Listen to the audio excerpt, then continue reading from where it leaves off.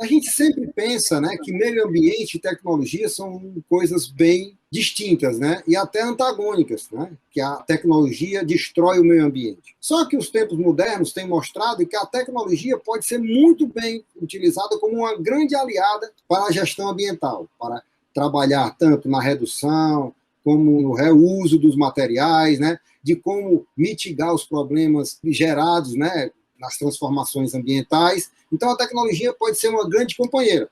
E nós temos aqui o grupo de pesquisa em tecnologias ambientais, né, da Universidade Federal do Ceará, que trata muito sobre isso, né? Tem evoluído e tem vários trabalhos bem interessantes para mostrar para vocês.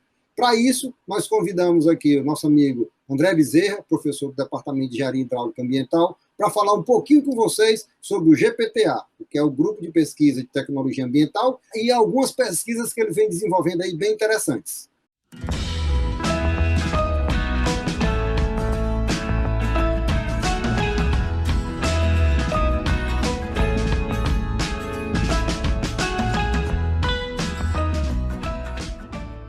Bom, queria agradecer, Barros Neto, aí a oportunidade de trazer um pouquinho do trabalho que o Grupo de Pesquisas em Tecnologias Ambientais vem realizando ao longo aí desses 16 anos de existência. De fato, é uma área que ajuda na questão ambiental, na prevenção de impactos ambientais e muitas vezes na correção de determinados problemas ambientais que podem acontecer na água, no solo, no ar. Então, o grupo ele é bastante amplo em termos de atuação. A gente tem pesquisas realmente mais ligadas atualmente na parte de tratamento de esgotos, ou seja, tentando repensar um pouquinho sobre o olhar da estação de tratamento de esgotos para ser, de fato, considerada uma unidade de produção de recursos.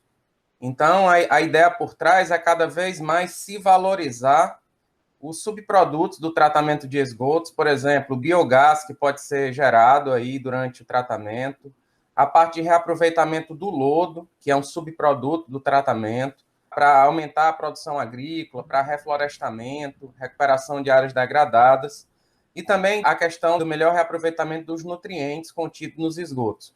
Nessa linha, várias pesquisas e vários sistemas de tratamento vêm sendo desenvolvidos nos últimos tempos. A ideia por trás é não só de valorizar esses recursos, mas também de cada vez mais diminuir os custos de implantação, operação e manutenção dessas unidades, de maneira a tornar para a vida de quem paga a tarifa cada vez menores tarifas. Haja visto que tratamento de esgoto certamente contabiliza, né, como uma fatia bastante expressiva do custo total aí que todos nós pagamos nas contas de água e que tem ali a parcela dos esgotos também. O GPTA ele vem trabalhando nessas várias linhas aí e também fora da área de tratamento de esgotos, como, por exemplo, dentro do novo projeto que eu gostaria de colocar um pouco mais de informação, que é uma rede nacional sobre Covid, né, sobre detecção de SARS-CoV-2 no esgoto. Então, é uma rede que tem a participação da Universidade Federal do Ceará, né, coordenado por mim, e tem a participação da professora Vânia Mello, do Departamento de Biologia, e envolve doutores, alunos graduados, alunos de iniciação científica, tanto da engenharia quanto da biologia, exatamente porque é um trabalho extremamente abrangente em termos de formação. Conte um pouquinho para a gente aí dessa pesquisa Pronto, aí. a ideia por trás são 6 universidades, né, entre as quais a UFC. Essa rede é coordenada pela Federal de Minas Gerais e tem o apoio financeiro da ANA, Agência Nacional de Águas e Saneamento Básico. É um projeto que tem a duração de 12 meses e conta com a participação local da CAGES. Então, a CAGES é nosso parceiro que ajuda na questão da coleta semanal desses esgotos em 10 estações de tratamento, junto com estações elevatórias, junto com alguns postos de visita, ou seja, 10 pontos amostrais distribuídos na área de Fortaleza, não só na parte mais rica da cidade, né, de maior poder aquisitivo, mas também naquelas áreas de maior vulnerabilidade social, localizadas mais na parte oeste e sul de Fortaleza. E conta, né, com a coleta de esgotos em pontos estratégicos posicionados também nos 2 principais hospitais de combate ao Covid em Fortaleza, notadamente o Hospital Leonardo da Vinci e também o Hospital da Unimed. Então, a ideia é exatamente do esgoto servir como uma ferramenta de vigilância epidemiológica. Ou seja, a gente conseguir detectar por meio dos esgotos aquela parcela, por exemplo, dos assintomáticos, que não chegam nos hospitais, né? E muitas vezes a gente tem subnotificação sobre a quantidade de pessoas infectadas e a circulação do vírus na cidade.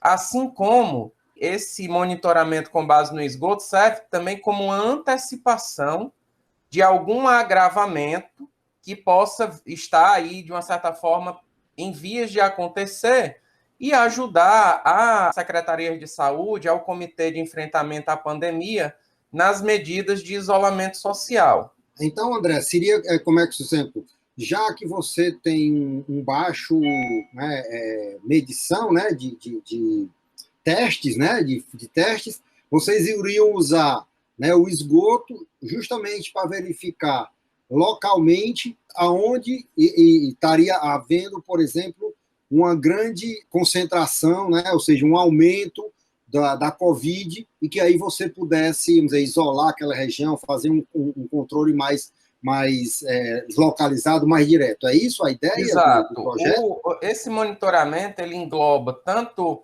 essa possibilidade, né? Ou seja, da gente ter uma distribuição espacial sobre os principais, ou as maiores ou menores concentrações virais ao longo da cidade, e também cada ponto de monitoramento vai se comparar com ele mesmo ao longo das várias semanas epidemiológicas.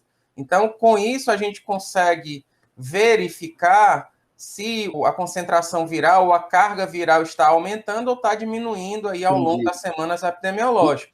Então, vocês fazem medidas semanais, é isso? Isso é muito bom, né, para a questão do cruzamento com os dados dos hospitais e isso ajudar no melhor entendimento, né, sobre o comportamento da pandemia naquele momento. E isso ajudar a balizar essas medidas de isolamento social, né? Então, é um projeto muito importante nesse sentido. São coletas semanais, são amostragens compostas, ou seja, em cada um desses pontos é feita uma coleta ao longo de 3 horas de coleta, para dar uma média ali ponderada dessas cargas, dessas concentrações virais. Essas amostras elas são levadas para o laboratório de saneamento, onde são pré-tratadas, tem um processo de filtração.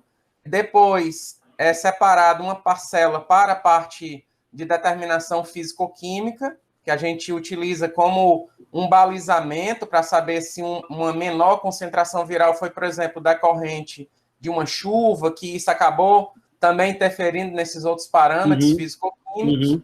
E a outra parte ela é encaminhada lá para o laboratório no departamento de biologia, né, coordenado pela professora Vânia Mello, onde é feito todo um processo de extração do RNA viral e toda a parte da biologia molecular, sequenciamento e determinação da concentração viral com a técnica de RT-qPCR. Então, com base nisso, a gente tem essas concentrações virais nesses vários pontos, e com base nessas concentrações, ou muitas vezes na determinação das cargas virais, existe uma correlação entre a carga e, por exemplo, quanto cada pessoa excreta de vírus no esgoto, por exemplo. E com base nisso, apesar de um pouco de incerteza nesse processo, a gente consegue prever, a gente consegue calcular qual é a quantidade de pessoas que contribuiu para aquela carga viral, né? Então, a gente consegue, desta forma, comparar os infectados com base nos dados de saúde, nos dados do DataSUS, por exemplo, com a população estimada aí com base nos esgotos, tá? Obviamente que sempre olhando com muita ressalva esses dados, exatamente por algumas incertezas inerentes ali a essas determinações. Mas, de todo modo, esse projeto ele nos permite essa apreensão sobre o comportamento viral aí e essa distribuição ao longo aí da cidade. Vocês, dentro dessa pesquisa, vamos dizer, esses 10 postos, ele ainda está no nível experimental, né? Ou seja, ele fechando esse estudo, aí eu vou aumentar o número de locais de medição para poder ter abranger mais a cidade, ou você consegue, com esses 10 pontos, ter uma visão da cidade como um todo? A gente consegue ter uma boa visão, certo? Porque vários desses pontos, eles acabam pegando vários bairros, né? Então, a gente, por exemplo, um dos pontos na estação de pré-condicionamento, ele pega quase 50% da cobertura de esgotamento sanitário de Fortaleza, entende? E a gente pega também os sistemas isolados, por exemplo, a estação de tratamento lá no Zé Walter, por exemplo. Isso. Então, com isso, a gente consegue ter uma visão bastante razoável, né, sobre a concentração viral ao longo da cidade.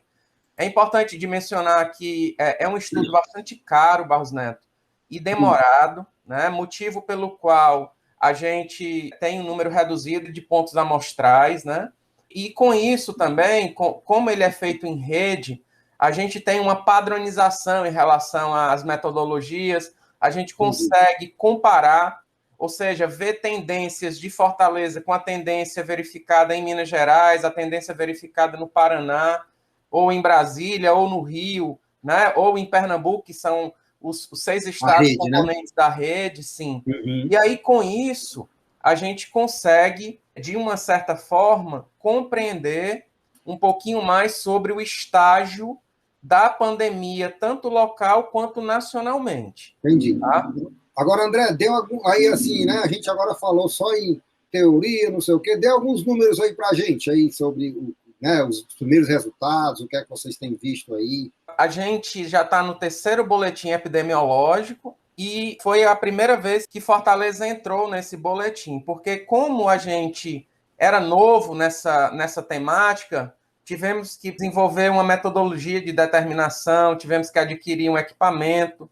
Então, isso acabou demorando um pouquinho mais e a gente está ainda processando esse conjunto de amostras que foram coletadas ao longo dessas várias semanas. E eu espero que nos próximos tempos, nas próximas semanas, a gente consiga eliminar esse passivo e, de fato, já ter um pouco de histórico de dados de maneira a termos um pouco mais sobre essa apreensão. Mas o que temos até então, Barros, é uma coisa interessante, que houve uma distribuição homogênea dessa concentração viral em todos os pontos que nós avaliamos, e não houve uma modificação ao longo das semanas epidemiológicas. Não obstante, todas essas concentrações virais obtidas, elas foram consideradas moderadas, tá? O que significa dizer que a gente não pode afrouxar as medidas de isolamento social, né? O vírus ainda está circulando e muitas vezes essa percentagem de assintomáticos ela é muito elevada, ela pode chegar muitas vezes a 40% a 50%, Barros Neto, de responsabilidade, digamos assim, da presença viral, né? Que não está chegando isso lá nos hospitais, né? E que está circulando muitas vezes nas cidades aí livremente. Então, realmente, a gente tem que ainda continuar a questão do uso de máscara, a gente tem que continuar fazendo o dever de casa na questão do isolamento social, né? Porque para evitarmos aí uma eventual terceira onda e, de fato, a gente conseguir vencer essa pandemia.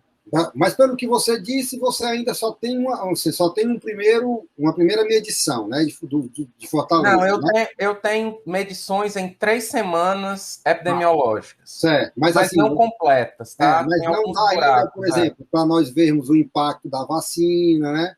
Não dá, né? Isso E aí aí, você não consegue ainda ver, né? nesses boletins epidemiológicos, a gente tem gráficos lá correlacionando também com as cargas virais ou as concentrações com o percentual da população vacinada. A gente muitas vezes cruza com a disponibilidade de leitos de UTI livres, né? Porque tudo isso, essa decisão é uma decisão em que todo esse processo, todas essas variáveis têm que ser avaliadas, né, para uma tomada de decisão.